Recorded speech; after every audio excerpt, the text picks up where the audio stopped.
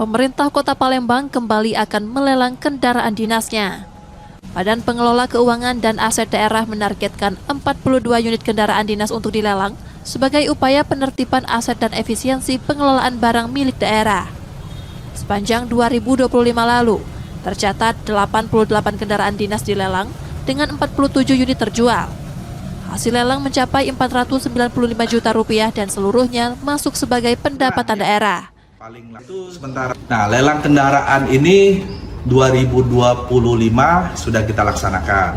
Nah, dari pelaksanaan 2025 capaian yang ada ini yang kita evaluasi sebagaimana tadi kami sampaikan dari 88 kendaraan yang sudah kita lakukan lelang secara terbuka dengan kantor lelang kemarin baru tercapai 50%.